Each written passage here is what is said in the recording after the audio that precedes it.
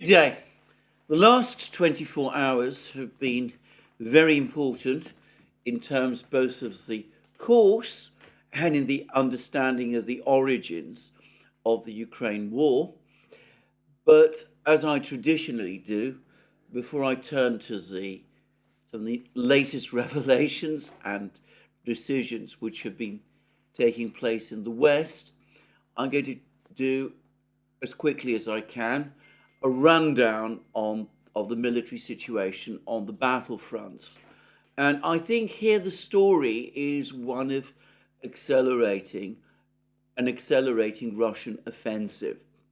Now, perhaps the first piece of news to mention here is that earlier today, the Russian Defense Ministry finally confirmed that the village of Lastochkino, west of Avdiivka, has indeed been captured by the Russians.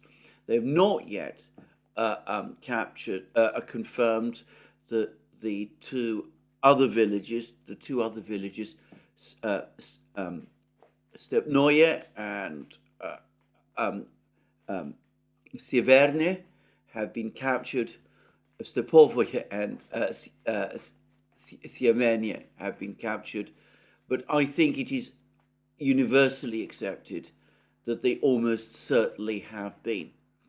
But presumably we will be getting the confirmation in the next few hours. But over the last couple of hours as well, there have been reports of Russian attacks and advances in the two other villages that lie to the west of Sieverne and Lastochkino. These are the villages of Orlovka and Toninka. And there are even some reports which have just appeared over the last few hours that the Russians have actually captured Toninka. Now, I want to stress, I don't know that this is true, but anyway, those are the reports that we're getting. So clearly, the Russians continue to push hard in the Avdiivka area. And there are also further reports that they're now advancing along the railway and they're becoming increasingly close to Ocheretine on the railway to the northwest of Avdiivka. With Stepovoye now under their control, they're able to advance more aggressively up the railway, and they're very close, apparently, to Ocheretine as well. And it's widely assumed that before long, an operation for the capture of this important village, which I understand is located on higher ground, will take place. And I remember a couple of weeks ago, there were all kinds of reports in the Western media that if Ocheretine is captured by the Russians, then it opens up possibilities for further Russian advances towards the northeast, towards the Dnieper, and conceivably even providing for a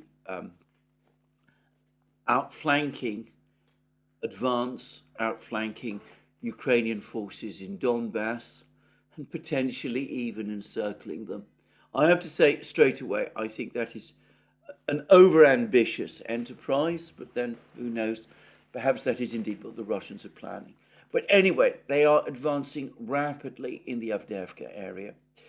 There has been another piece of information provided by the Russian Ministry of Defense this morning, and perhaps it is even more, in fact, it is definitely more significant than the capture of Lastochkino, and that is that the chief of the General Staff of the Russian Armed Forces, who is also the overall commander of Russian forces operating in the zone of the special military operation, he is the person who is in effect running the entire operation, General Valery Gerasimov. Anyway, he has visited the headquarters of the 58th Army in Zaporozhye region, and he's had meetings there with senior officials. There's even a brief film in which he's shown handing out decorations to Russian soldiers. But, of course, he's not just gone to this region in Zaporozhye in order to hand out decorations. He's obviously gone there in order to consult and discuss future operational plans with the local commanders. And this comes shortly after news reports from Ukraine that Russian troops have been moving from Crimea towards Zaporozhye region, and it does look as if the Russians might be preparing for a major offensive in this area. Certainly Gerasimov's presence might indicate this. Now, yesterday I spoke about continued fighting in Rabotino. The Russians at that time appeared to have captured around half of the village, or at least perhaps even the greater part of the village of Rabotino. There were some speculations, which I reported, that the Russians would renew their attack and capture the rest of Rabotino over the course of the night.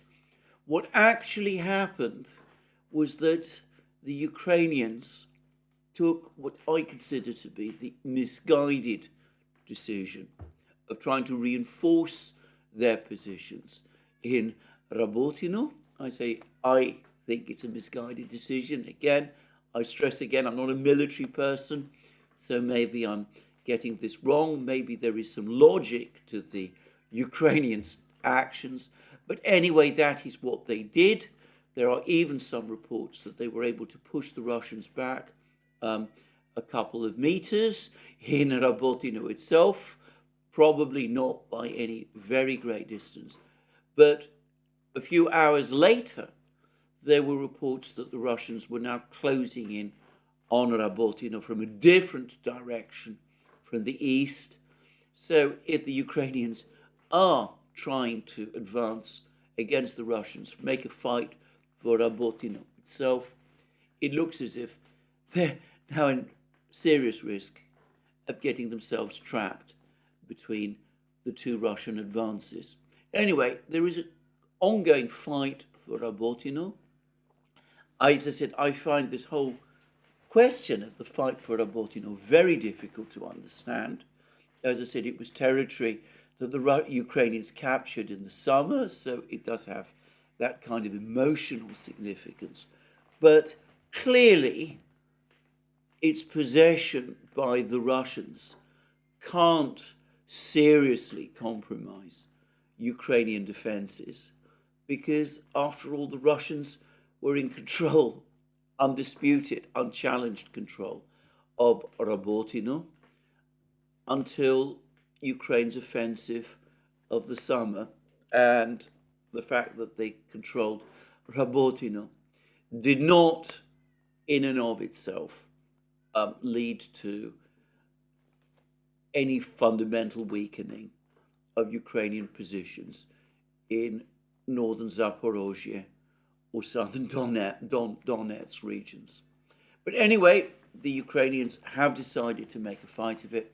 I can't help but wonder whether the reason they are doing so is because President Zelensky either visited the village, or at any rate, it was made to appear that he did, and that the presence of President Zelensky, the fact that he went there, supposedly, well, no doubt, unquestionably, meant that Zelensky was saying that Rabotino must be held at all costs, as he's previously said about Bakhmut and Avdiivka, places which he also visited just before they were about to fall. And of course, fall they did.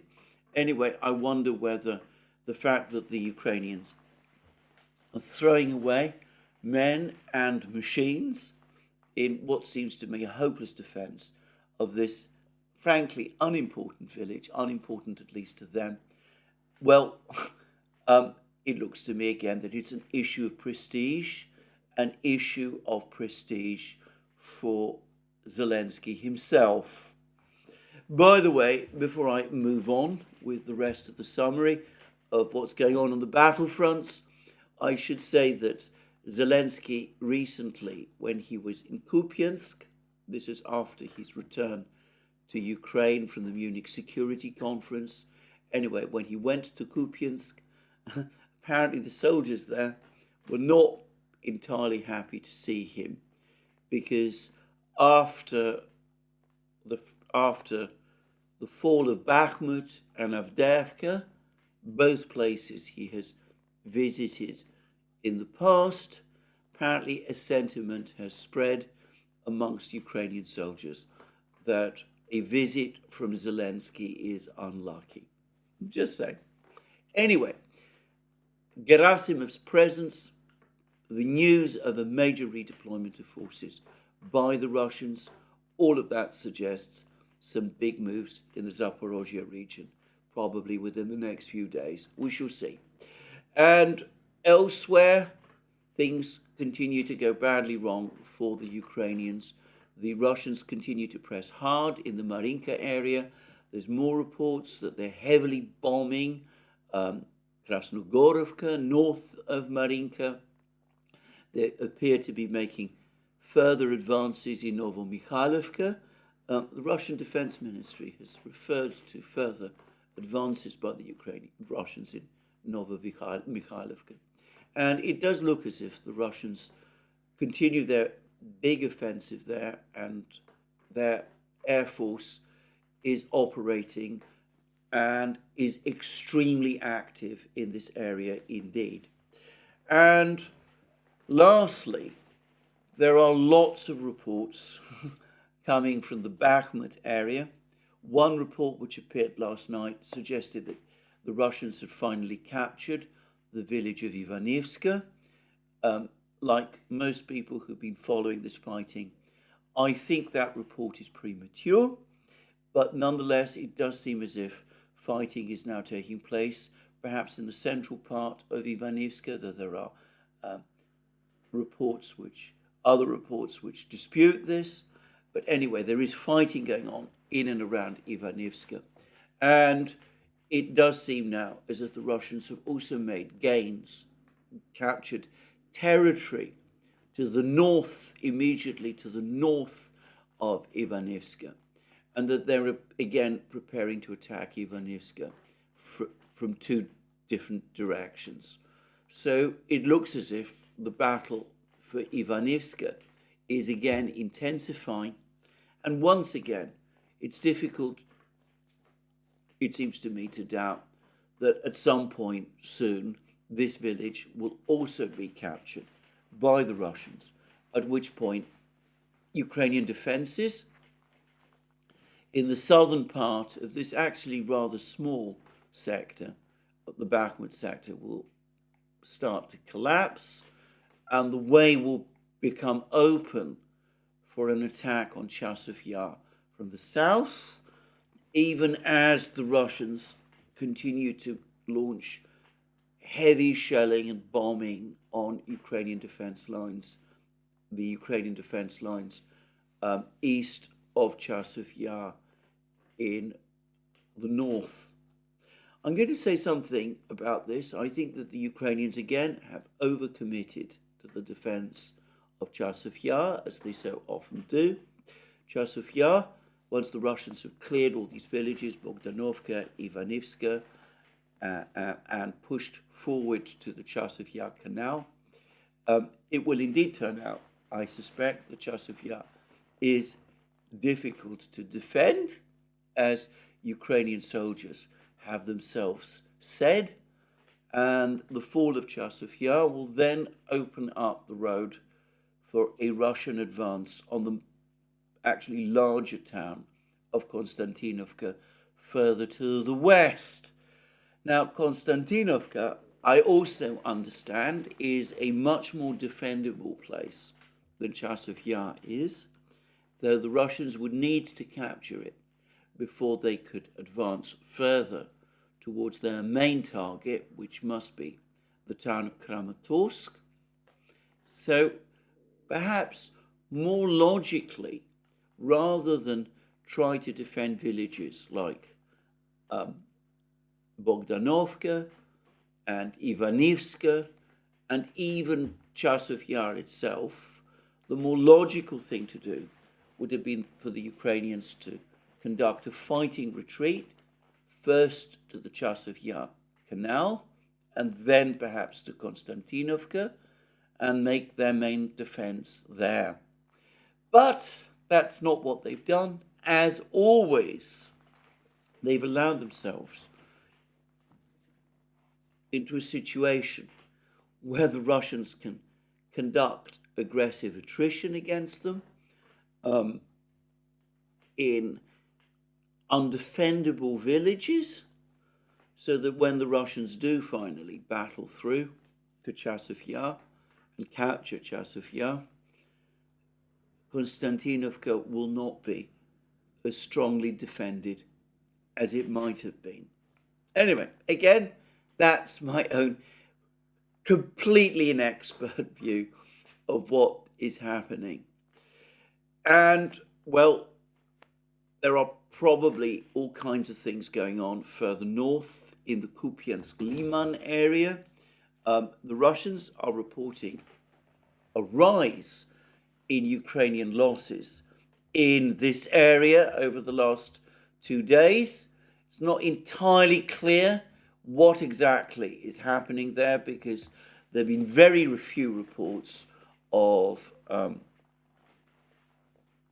actual capture of territory, nothing of any significance since those reports 2 days ago of the Russian raid on the town of Terny on the Zherebets River.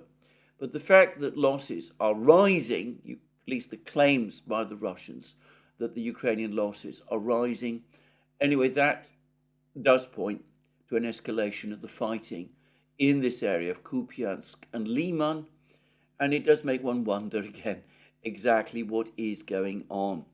Now, I should say that a Ukrainian MP has recently come forward and has said that if Kupiansk is recaptured by the Russians, that will open the way for the Russians to capture Kharkiv, and that Kharkiv at that point will become undefendable. Now, that may be true, as I've said already, I'm not sure, but certainly the Ukrainians do seem to be very concerned about the fighting in this area. They appear to be rushing reinforcements to this area, and, well, we'll see what happens.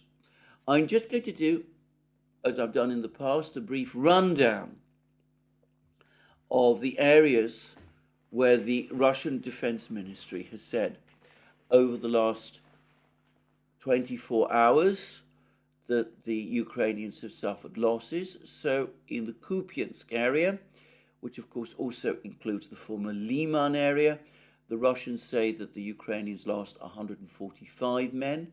I believe that's dead and wounded. I believe that was 130 men dead and wounded yesterday. In previous days, it had been down to 20 or 30. So we can see that there's been an upward spike in the fighting in this area. We don't know very much about exactly what is going on.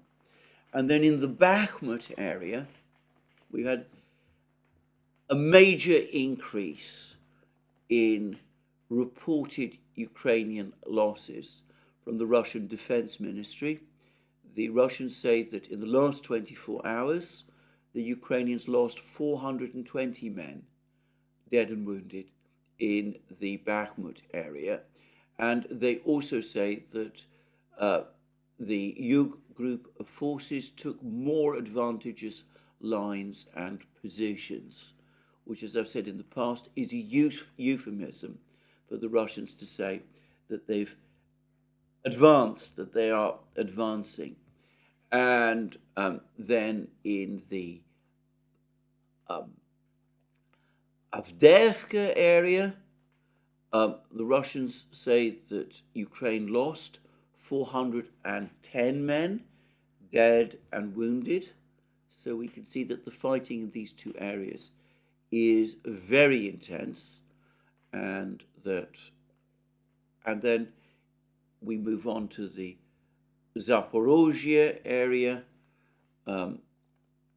This is, as I understand it, the area which to the west. Here the Ukrainians lost 150 men, but in the Rabotino area, in the village of Rabotino, where the fighting has been going on, the Ukrainians overall lost something like 50 men. Now, that again puts Ukrainian losses, according to the Russians, at over 1,000 men lost over a period of 24 hours. Lost, and I stress again, dead and wounded. Now, I want to now go to the topic of Ukrainian losses, because one of the other things that happened yesterday was that President Zelensky gave a news conference. This was obviously connected to the start of the third year of the special military operation, the war, in other words, in which Ukraine finds itself. I have to say, I found it a very strange news conference in many respects, but over the course of it, he gave a figure for Ukrainian losses, and he specifically spoke about dead soldiers, the number of Ukrainian soldiers who have been killed. And he said that that number is 31,000, and he refused to give a figure for Ukrainian soldiers who have been wounded. Now, 31,000 soldiers killed is, of course, much lower than every single other estimate that I have seen, and it is, by the way, lower than the estimate that the Pentagon, the last estimate, which the Pentagon gave, which was 70,000, which many think is also too low.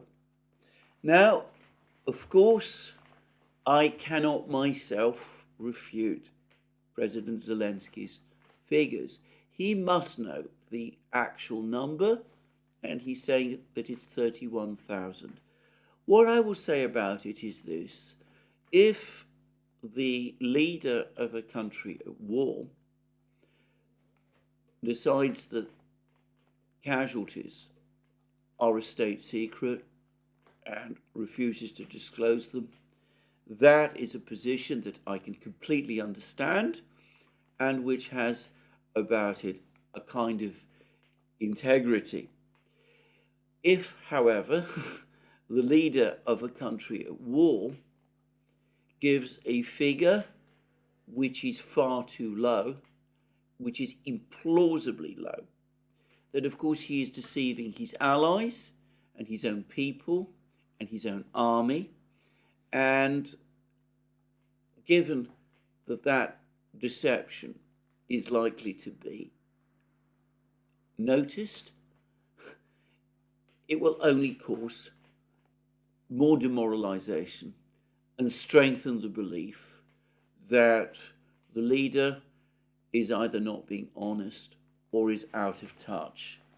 Now, in terms of the situation on the battlefronts, in article after article, which I have been reading in the Western media, you have complaints from Ukrainian soldiers that nearly all the men who have been fighting in their units have been either killed or severely wounded, that their units are severely under strength, that the officers and the best soldiers have lost their lives or been severely wounded. And of course, we've had all this pressure from within Ukraine to announce, from the military especially, to announce a further mobilization and to start rotating some of the exhausted soldiers who have been battling on the front lines. I cannot see how those facts, which are facts, they've been corroborated from multiple sources can remotely correspond with the number of 31,000 dead Ukrainians that President Zelensky has been giving.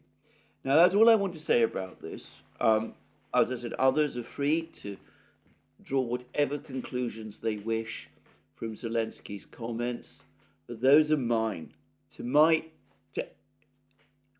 His numbers seem to me to be completely in discord with all the other information we have been getting from the battlefronts.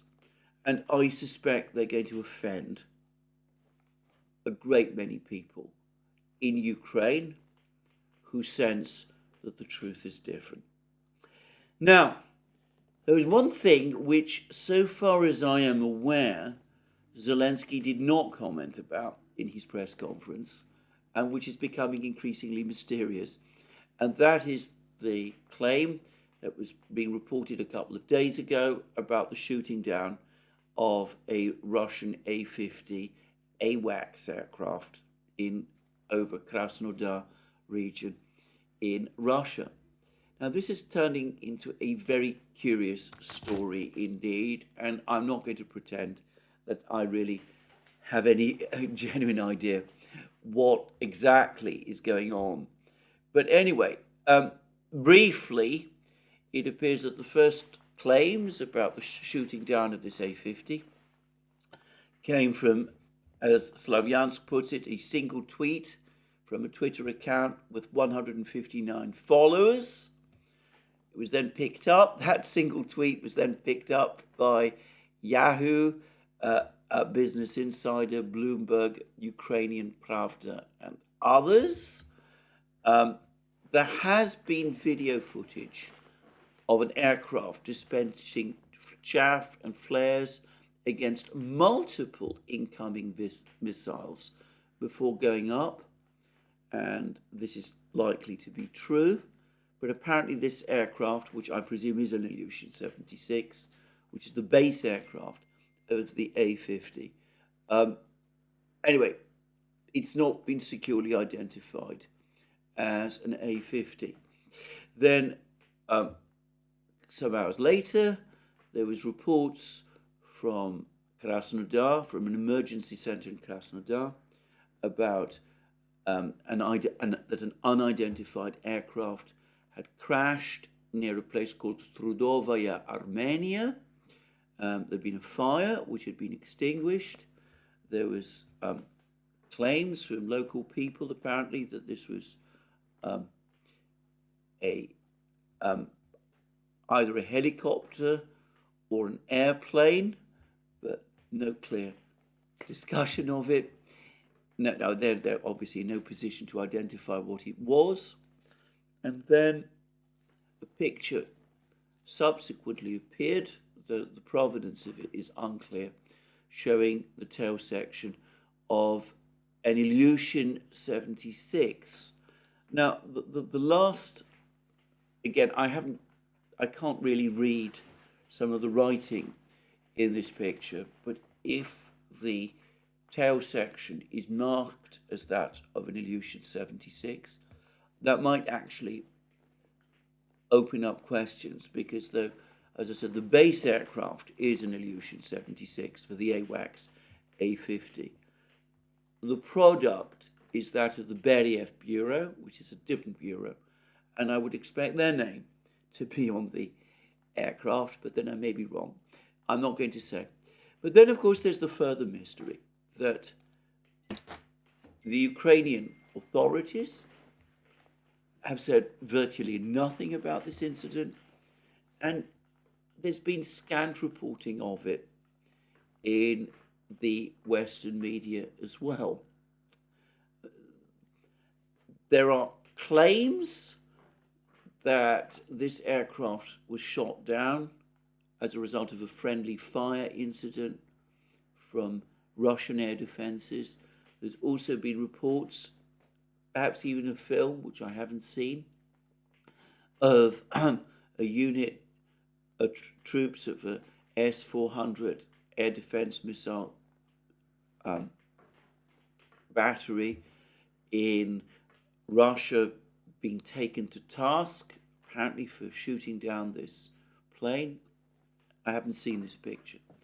There's something generally strange about this incident. I'm not going to devote more time to it. Perhaps the Berry FA-50 was shot down. But given that this is a big, important, sensitive aircraft, I'm generally puzzled why in that case more is not being made of it.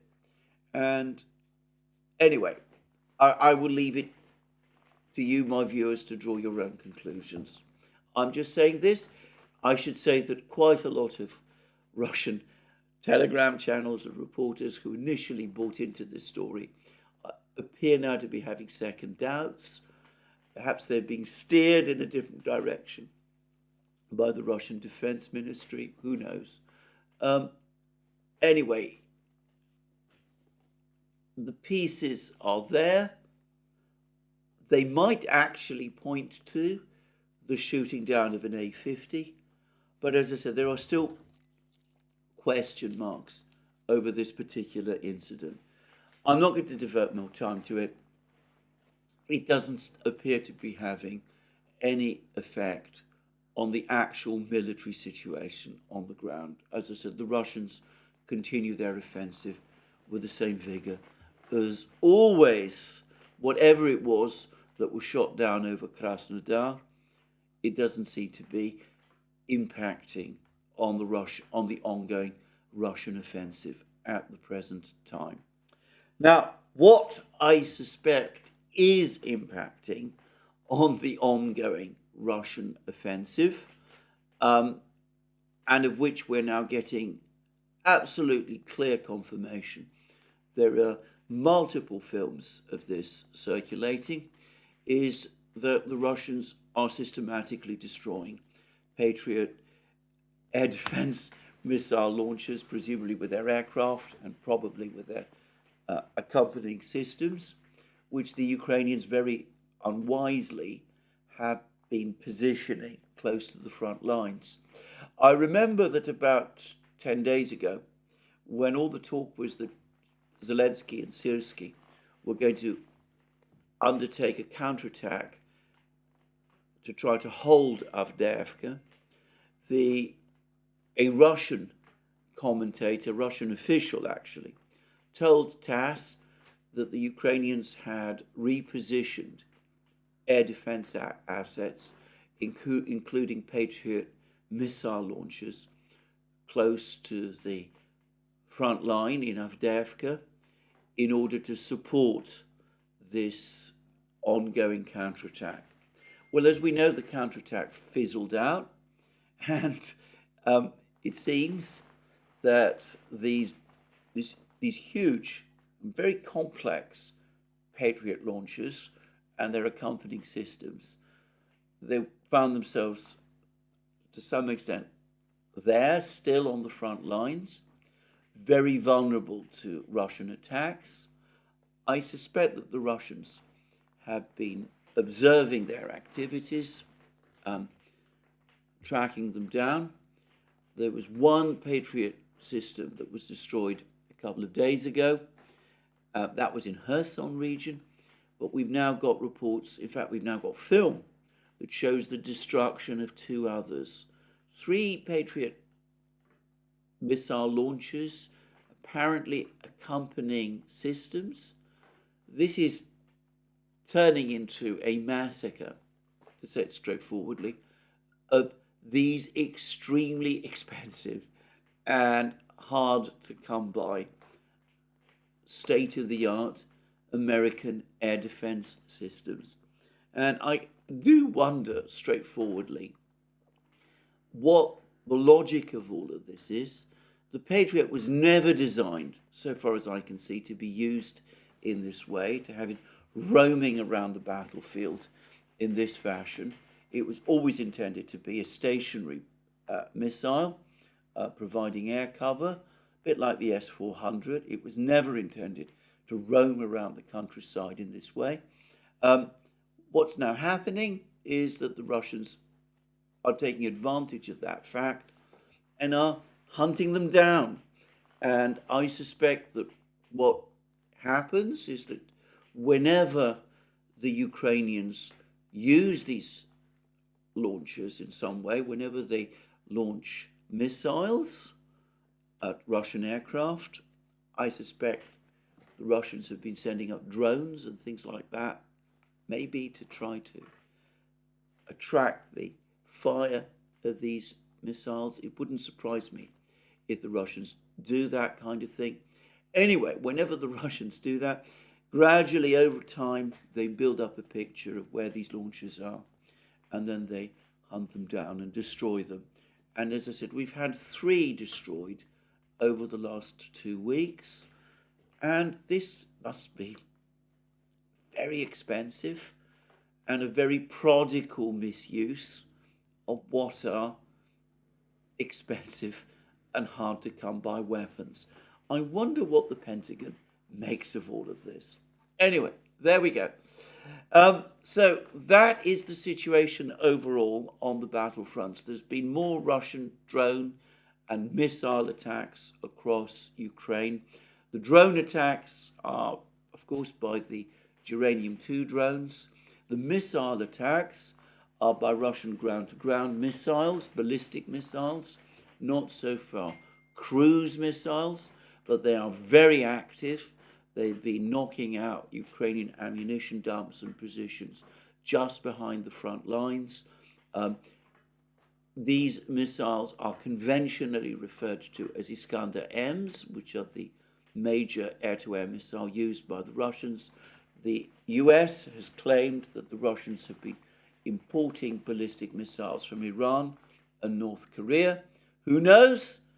Possible that some of these missiles that have been used in this way come from Iran and North Korea. I can't say that that is true or not, but whatever it is the truth, it does seem that a lot of Russian ballistic missiles have indeed been fired. So there we go. A very, very bad situation for Ukraine on the battlefronts, deteriorating fast. We're not yet in a situation of total collapse, but the situation is becoming worse and worse, with the Ukrainians themselves admitting that come March, in terms of equipment, ammunition, air defense missiles, that kind of thing, their situation is going to become critical. And in terms of air defense missiles, they're making their situation critical even faster than it would otherwise be through this odd decision to deploy their Patriot missiles so close to the front lines. So that's the situation on the battle lines. Now, that then leads me to very important stories. The first is that we have now had a decision from the G7 about the seizure of Russia's frozen reserves. The G7 on the 24th of February published a statement. Now, this took the form of a statement made following a virtual meeting, but with many of the critical participants in that meeting, including Ursula von der Leyen, the EU Commission President, being located in Kiev. And I understand that Zelensky himself participated in this meeting. The decision on these, on the seizure of Russian assets, will be bitterly disappointing for the Ukrainians. This is what it says. We reaffirm, that's we as the G7, we reaffirm that consistent with our respective legal systems, Russia's sovereign assets in our jurisdictions will remain immobilized until Russia pays for the damage it caused to Ukraine. We welcome the adoption of the EU legal acts concerning extraordinary revenues of central securities depositories gained from Russia's immobilized sovereign assets, and encourage further steps to enable their use consistent with applicable contractual obligations and in accordance with applicable laws. We ask our ministers to continue their work and update ahead of the Apulia summit on all possible avenues by which immobilized Russian sovereign assets could be made use of to support Ukraine, consistent with our respective legal systems and international law. Now, if that sounds gobbledygooky, it is because it is. What it basically says, what it is telling us, is that the G7 states had intended on the 24th of February to announce the seizure of Russian sovereign assets, the ones that are frozen, but they had to back off. They had to back off because the advice from the lawyers was overwhelmingly negative. And according to reports, not just the advice of the lawyers, there is a report in Bloomberg that big international banks warned the British government, for example, that if Russian assets in London were seized, and according to the Labour MP, Sir Chris Bryant, they amount to about £26 billion, just saying. If these assets are seized in the way that has been suggested, then that will severely undermine the credibility of the City of London as a safe financial centre. So the G7 backed off, and they say, note the very careful language, so Russia's sovereign assets in our jurisdictions will remain immobilized until Russia pays for the damage it caused to Ukraine.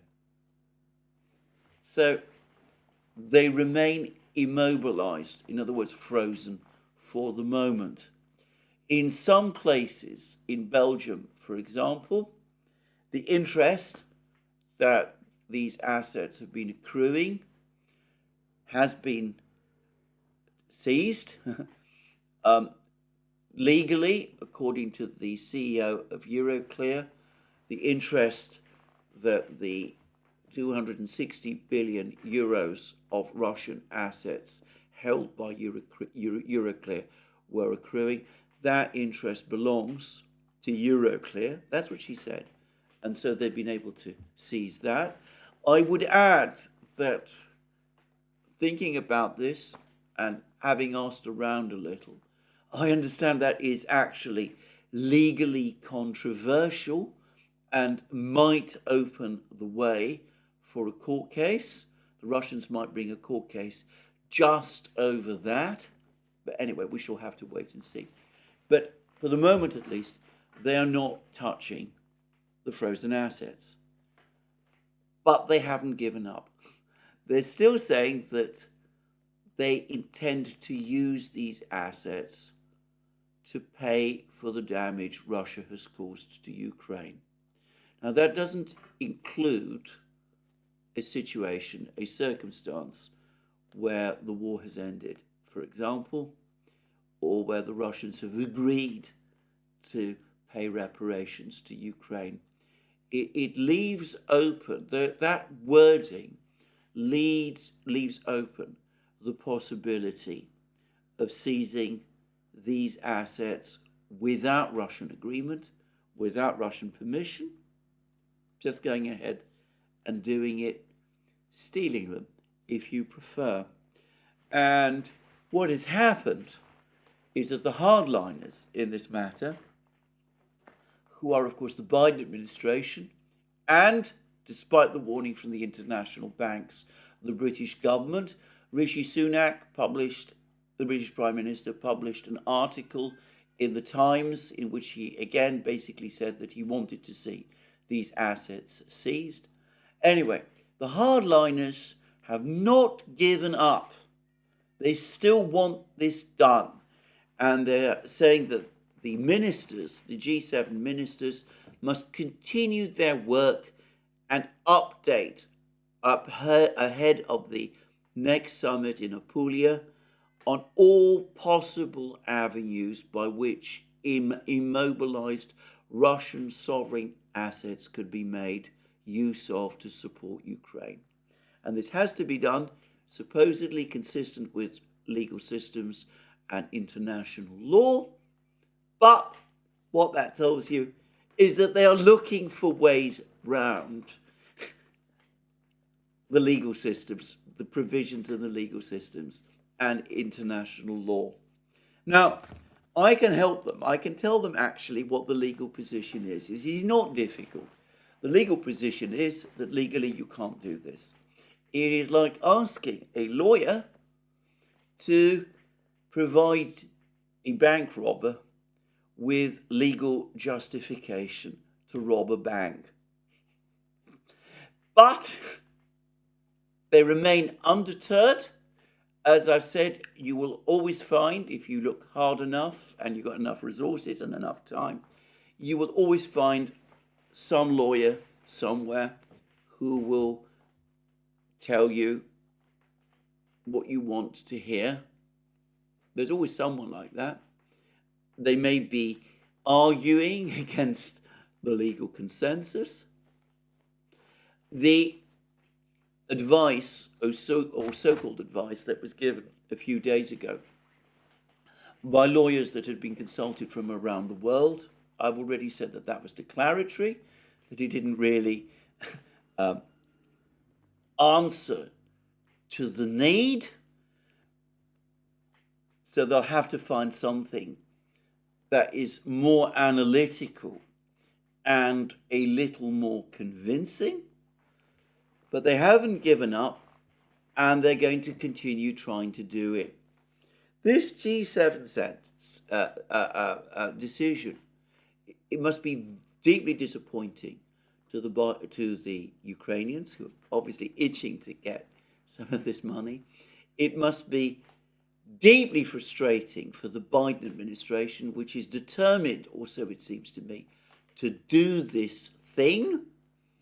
They're not giving up. They're going to come back.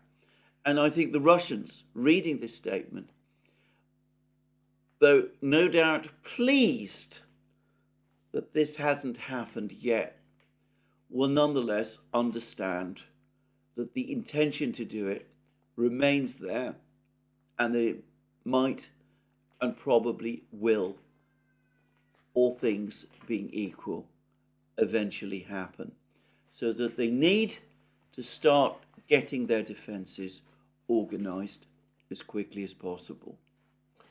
Now, I have to say, the persistence with which this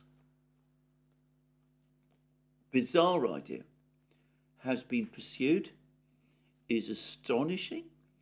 This issue has been debated to exhaustion for months, even years by now. One might have expected that officials in Washington and London would have realised by now that if they can't get a secure legal opinion to support what they do by this point, then that legal opinion, to all intents and purposes, does not exist. But nonetheless, as we say, they can't give up on it. And this, by the way, or so it seems to me, is very characteristic indeed of the way in which the Biden administration does things, both in domestic and foreign policy. It decides what it wants to do.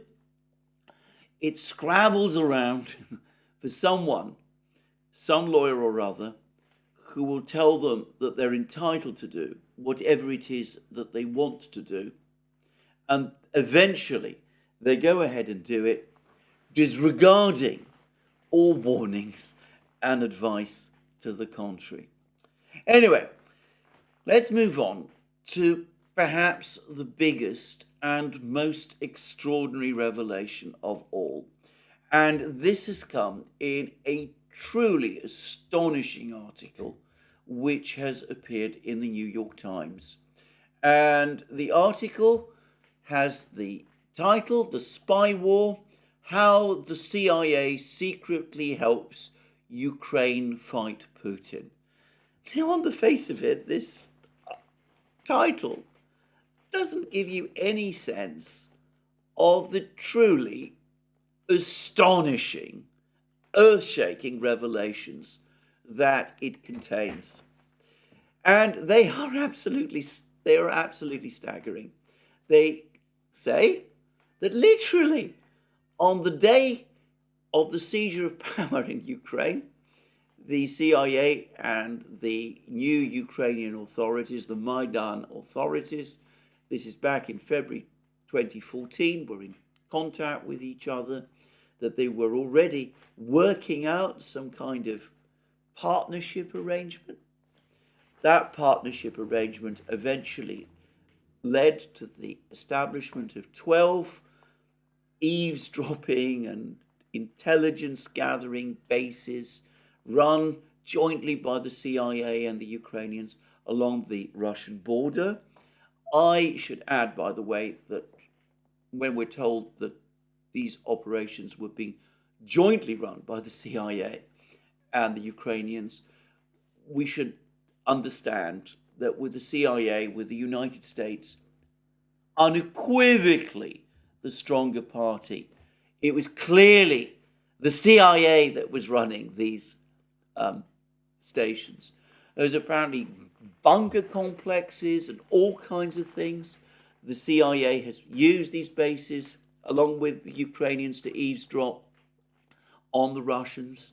It has also been busy training the Ukrainians, helping the Ukrainians plant all sorts of agents in Russia itself.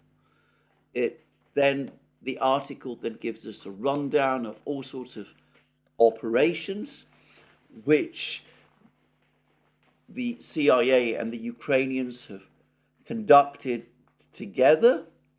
And I have to say again, I am somewhat skeptical about some of these operations. I mean, there's a reference, for example, to the collection of radio intercept data from the Russians, supposedly providing information about the activities of militia leaders at the time of the MH17 shootdown.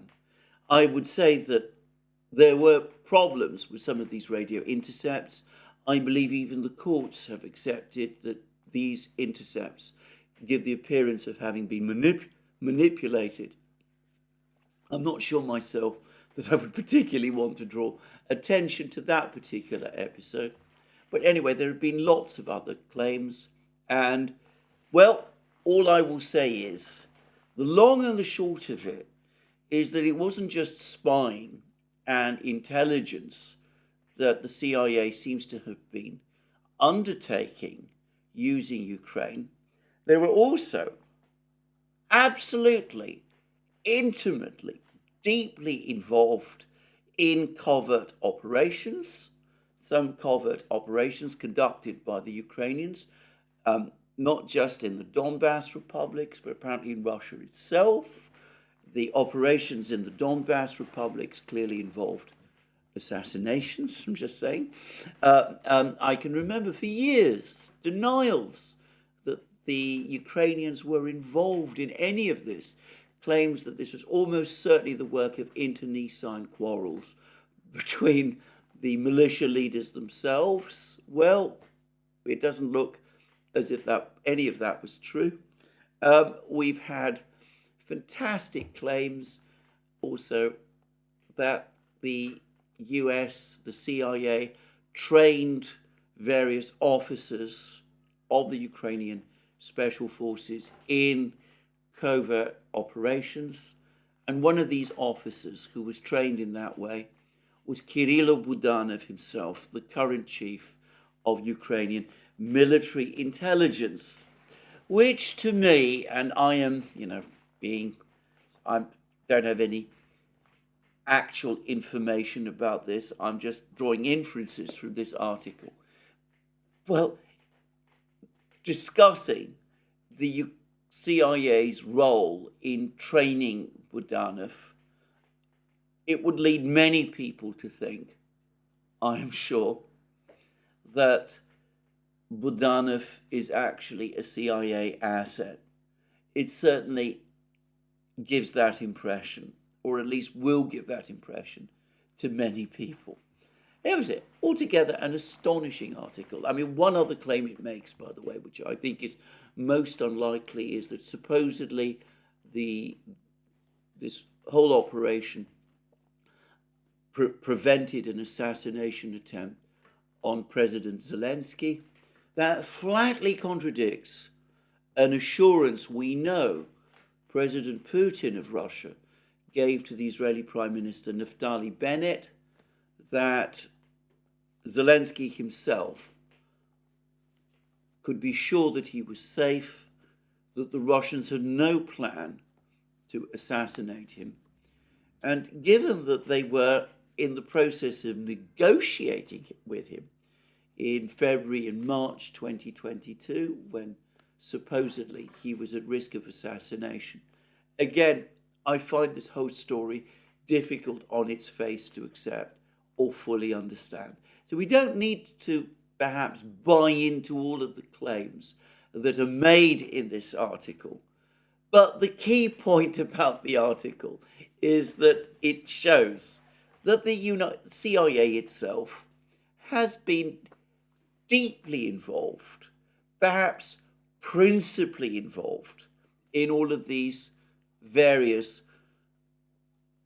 James Bondian type operations that have been conducted in Russia and in the Donbass regions, and that this began years before the launch of the special military operation in February 2022, going back 8 years, all the way back to the transfer of power, the seizure of power in February 2014, the Maidan coup or revolution of dignity, whichever you prefer to call it, the one which replaced President Yanukovych with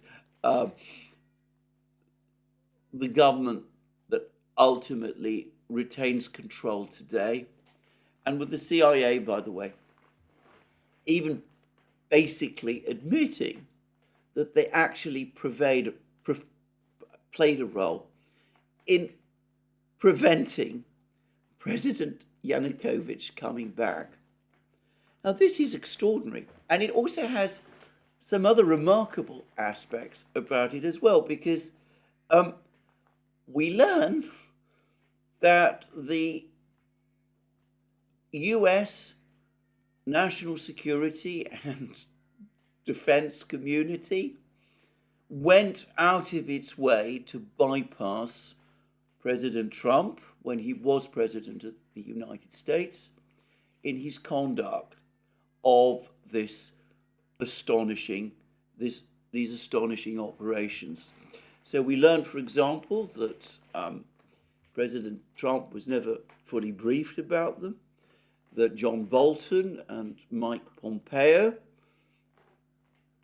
John Bolton being, of course, for a time, President Trump's national security advisor, Mike Pompeo being first his CIA director and then his Secretary of State, that they actually visited some of these bases, these secret bases along the Russian border, and that they made absolutely sure that it was rendered, in effect, impossible for President Trump to close this operation down, largely because he was not being kept fully briefed about it, which I find remarkable in itself.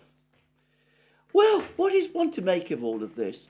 The first thing, and it's a point that has been made by many people, by David Sachs, by Aaron Mate, by others, is that this story coming out now has, to a remarkable degree, substantiated many of the concerns, corroborated many of the concerns that President Putin expressed at the time when he launched the special military operation. He complained that this infrastructure, the NATO Western US infrastructure, had been created in Ukraine, that it was being used against Russia, that operations, in effect, from Ukraine were increasingly being conducted against Russia, that there was, in effect, a threat to Russia.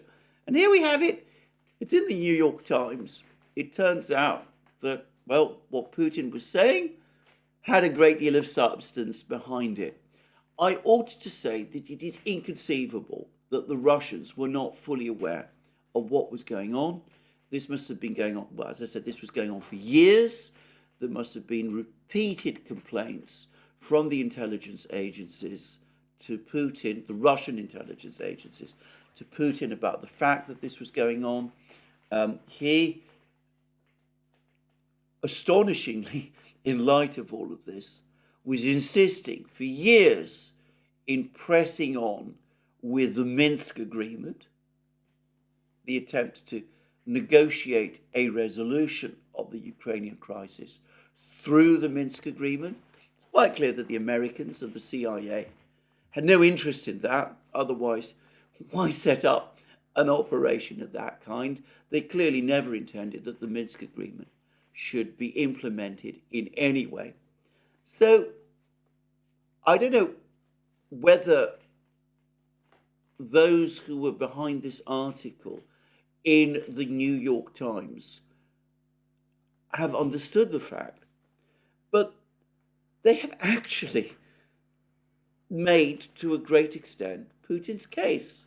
When Putin now meets, let's say, Prime Minister Modi of India, or MBS, the Crown Prince and Prime Minister of Saudi Arabia, or President Lula, or Xi Jinping, or the President of Indonesia, or any number of other people, when he receives African delegations, and he's asked to explain the reasons for the special military operation, all he now has to do is produce this article from the New York Times, and it's all set out there in black and white.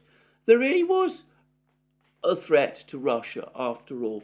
Bear in mind, what we appear to be talking about is the infiltration of armed men, certainly into the territory of the Donbass republics, but reading between the lines of this article, in Russia itself, and the establishment of intelligence and ultimately sabotage networks there. So that's one effect of this article. That's one fact to say about this article. The second question, and the one that really I find much more interesting than any other, is why has this article appeared at all, given that its revelations, even if they're being spun in the most positive, conceivable way, ultimately appear to me to be extremely damaging globally for the United States and supportive, as I said, of the Russian case. Well, I have to say straight away that I don't fully understand I don't know the answer to that question, but it is possible to advance some theories. Firstly, it does seem that the New York Times has been in touch with some senior Ukrainian officers, and it could be the case that what triggered this article is concern that the Ukrainians, with their backs against the wall, were about to disclose all of this themselves. Now, what the CIA was doing in order to try to get more support from the United States and the West, and in order to get ahead of the story before the Ukrainians published all the facts, someone took the decision that it was better if the Americans disclosed it first. That is one possibility. Another possibility is that this is some kind of complicated warning to the Russians. I can't see why that would be so, but there are speculations that that is indeed the case, that the Americans are trying to tell the Russians, look, you may think you're winning in the war in Ukraine, but we are joined with Ukraine at the hip, and we will go on supporting them no matter what, and we don't really care what you think, and we don't care what you say, and ultimately our resources are greater than yours, and we will prevail against you. What makes me doubtful about that theory is that, after all, as I said previously, it's not as if the Russians wouldn't have been aware of all of this already. So maybe maybe they wouldn't be deterred by a warning like that. And it does seem to me a little far-fetched that anyone in Washington thinks they would be. But I can't help think that ultimately what this is all about is domestic US politics. Always in these kind of situations, it is the political situation in the United States that is the ultimate driver of all of this. And what we know increasingly now is that Donald Trump is all but certain to become the candidate of the Republican Party in the November election. As I discussed in my program yesterday, he has won a convincing victory over his opponent, Nikki Haley, in the South Carolina primary. Today, there's been reports that one of Nikki Haley's key financial backers, the Koch brothers, have now withdrawn their support. So the way, at the moment at least, looks like it is open to Donald Trump. And I wonder whether, if there is a warning here, it isn't being directed more at Donald Trump than anyone else, telling him from the intelligence agencies, the CIA, well, we did all of this before when you were president, and we're going to go on doing this again if you do become president again. And besides, we're committed to this policy. We started doing all of this under President Obama. We're the people who are in control. And just as we prevented you from interfering with us in the past, so we will prevent you from interfering with what we do again.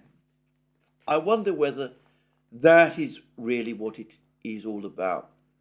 I have to say that there is a further possibility, and that is that with a growing understanding in the United States that the war in Ukraine is being lost.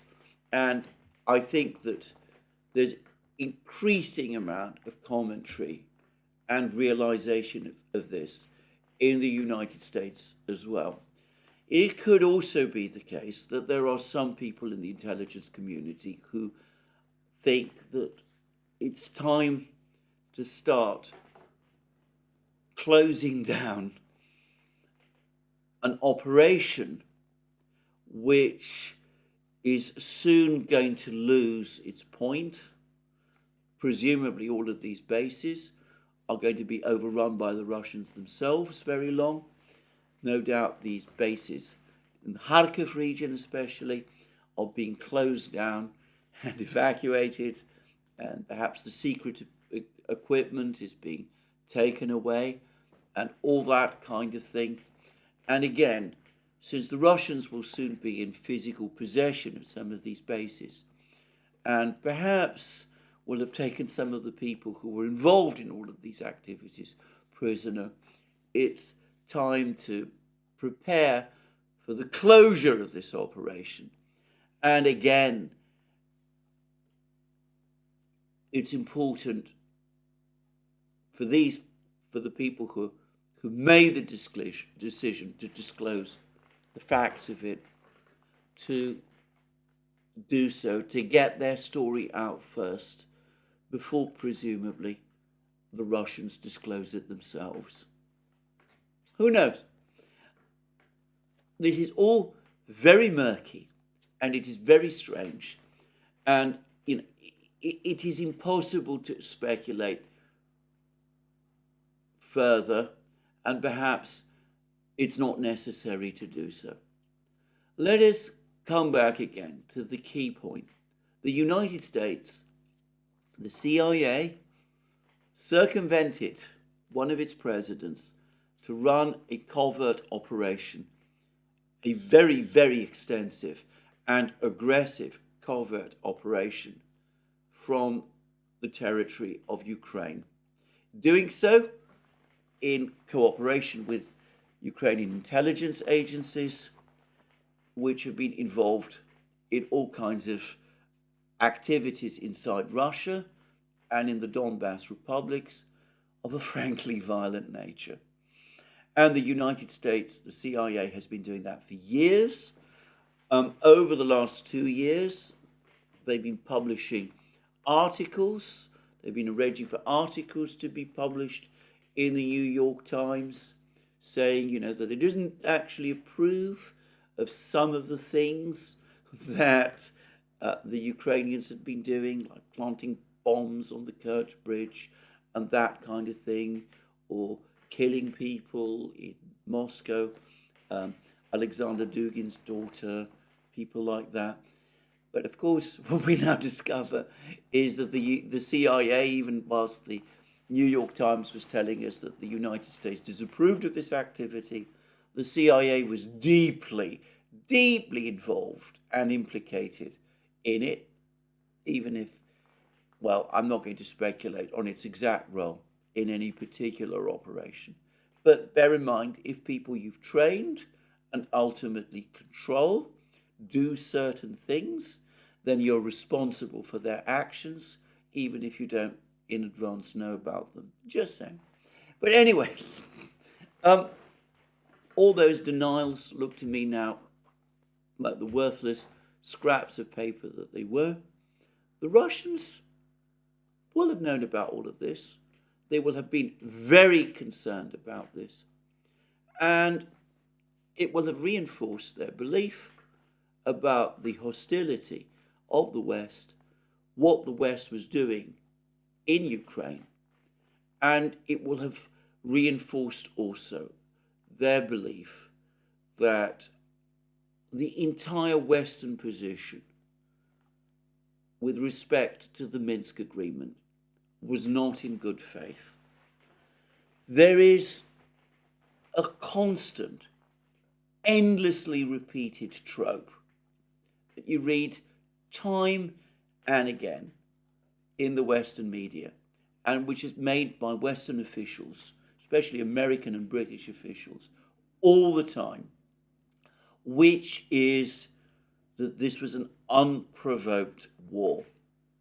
Well, I myself, many others, we've repeatedly pointed out that that obviously was not true. This trope has now collapsed.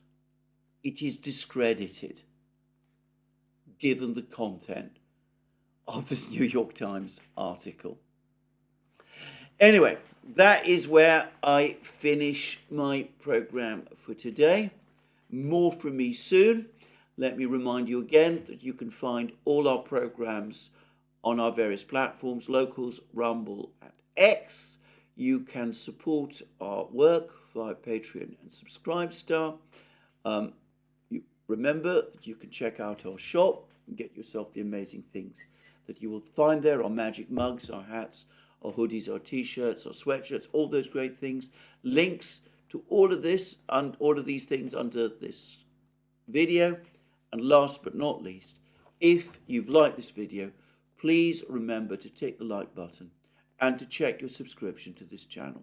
That's me for today. More from me soon. Have a very good day.